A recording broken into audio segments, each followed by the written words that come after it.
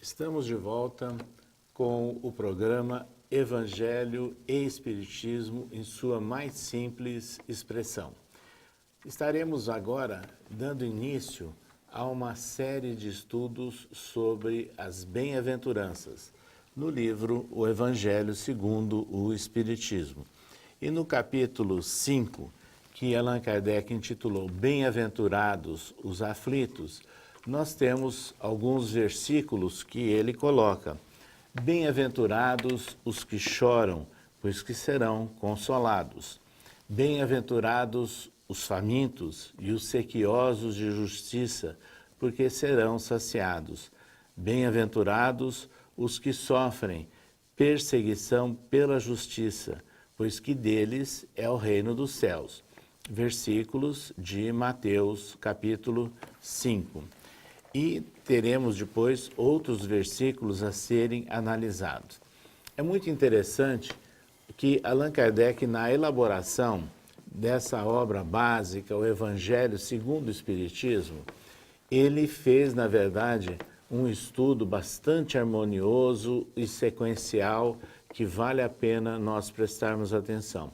Então, nós vamos pedir para a Célia para, inicialmente, mostrar qual a razão, o significado desse capítulo na inserção do Evangelho segundo o Espiritismo.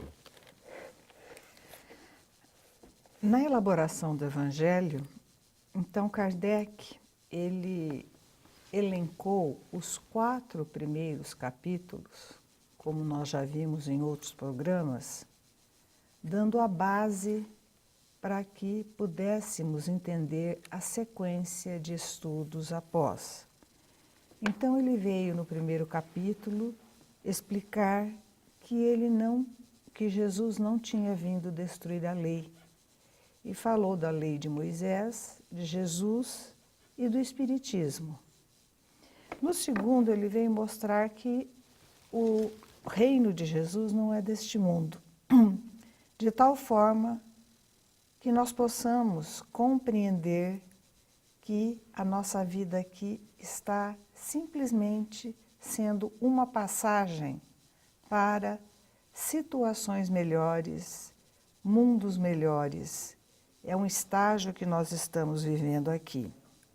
O terceiro capítulo ele fala que há muitas moradas na casa do Pai, mostrando claramente que a Terra não é o único planeta habitado, que o universo todo é a casa do Pai e que nós vamos habitando a cada melhoria mundos melhores.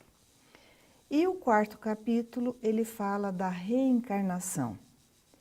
A reencarnação é a chave para nós entendermos todas as aflições pelas quais passamos aqui, como oportunidades que a justiça divina nos oferece para repararmos erros cometidos, para nós melhorarmos a nossa condição. E aí em seguida vem o capítulo número 5, que é o Bem-aventurados os aflitos, ou seja, o nosso estado atual, o nosso estado de aflitos, procurando a luz do entendimento de Jesus para que deixemos essa situação. César falou da sequência das bem-aventuranças que Kardec elencou neste capítulo, para que nós possamos refletir que tipo de aflição, por que somos aflitos. É o que nós vamos ver na sequência do nosso estudo. É interessante que no capítulo 5, Bem-aventurados os aflitos, nós temos que dar ênfase inicialmente em 2 palavras. Primeiro, a questão da montanha, o sermão da montanha segundo Mateus. E a outra questão é da palavra bem-aventurados, o que significa isso. Subir a uma montanha, é interessante que todos os momentos de destaque históricos na Bíblia, alguém sobe a uma montanha. É o caso de Moisés, para receber os 10 mandamentos. Depois nós temos Jesus que subiu ao Monte Tabor para a transfiguração. E agora o Sermão do Monte, que é, na verdade, um momento de uma grande mensagem, de uma proposta de renovação do homem. E o interessante é que Jesus se sentou para falar ao público. Sentar, na tradição judaica, à época significava a postura de um mestre. Nós vamos então agora ver com o Flávio, né, o significado de bem-aventurança. Bom, então a bem-aventurança, ela se articula exatamente a essa ideia de um novo padrão que nos convida à elevação. Elevação essa que está ligada exatamente a essa simbologia da montanha. A montanha nos convida simbolicamente a nos elevar, a cada vez mais, paulatinamente, buscarmos no nosso dia a dia a nos modificarmos de dentro para fora, no campo do sentimento, da mentalidade e das nossas ações. Ou seja, nós irmos dinamizando tudo isso na nossa vida, no nosso cotidiano, que é um pouco diferente do que vinha ocorrendo até então, que era tudo por meio da lei escrita, aquela lei externa, aquela lei escrita nos mandamentos. Por isso é que, se antes existiam mandamentos escritos em tábuas de pedra, né, metaforicamente falando, agora Jesus vinha escrever leis em consciências, em mentes, em corações.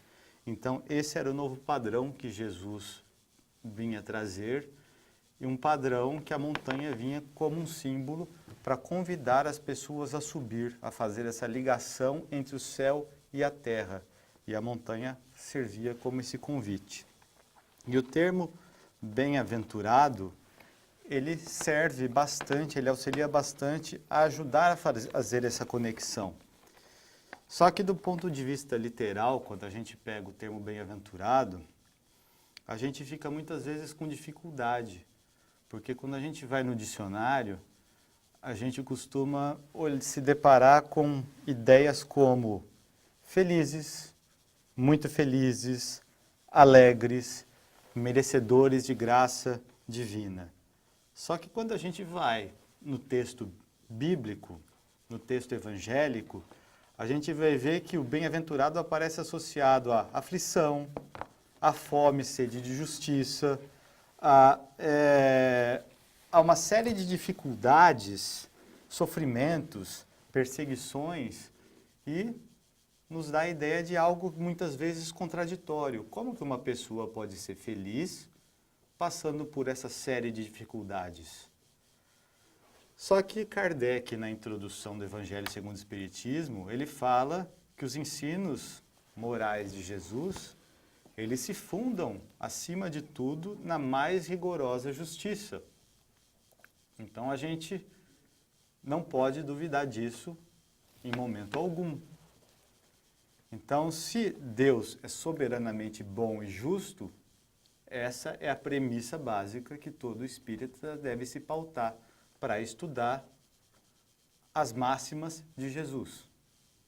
Jesus não veio contradizer a lei, não veio destruir a lei, mas ele veio cumprir, ele veio dar prosseguimento, ele veio completar essa lei. Então, não há contradição nas palavras de Jesus. Então, uma pessoa que é bem-aventurada, uma pessoa que supostamente é feliz, e a gente vê, pô, mas que felicidade é essa? Uma felicidade pautada em aflição, em sofrimento, em perseguição? Não haveria contradição nisso, nessa questão da justiça, nessa questão do ensino moral ser algo justo. Flávio, deixa eu só te interromper um pouco, porque nesse livro, Nascer e Renascer, de Francisco Cândido Xavier pelo Espírito Emmanuel, ele tem uma lição chamada Aflitos Bem-aventurados. E o último parágrafo, ele fala muito disso, que eu vou ler. Bem-aventurados os aflitos, disse Jesus. Os aflitos bem-aventurados, porém, não são simplesmente aqueles que choram e sofrem, deitando críticas e queixumes, e sim, aqueles que recebem as tribulações e dores transitórias da vida por benditas e honrosas oportunidades de servir com o Cristo de Deus, agindo com bondade, operosa paciência e incansável na vitória do bem. Então você vê que Emmanuel é muito claro, dores transitórias. Então vem bem ao encontro do que você está falando agora. Então, a gente vê que tem uma ideia de justiça por trás disso. E a gente vai ter oportunidade de explorar essa questão da justiça, como é que essa justiça se opera. Então, esse assunto realmente é interessante, falar da aventura, o que significa isso, e que será dado continuidade a esse conceito, ao comentário, após o intervalo. Mas é interessante, desde já, nós destacarmos que o Sermão da Montanha é um momento de auge dos ensinos de Jesus, onde ele trouxe regras novas, mas não regras formais, mas regras, na verdade, de sugestões para o proceder das pessoas, né? Ou seja, é uma proposta de um padrão de modificação, de renovação. E é nesse sentido, então, que nós trabalhamos, né, nos comentários sobre o Evangelho segundo o Espiritismo e que continuaremos após o intervalo.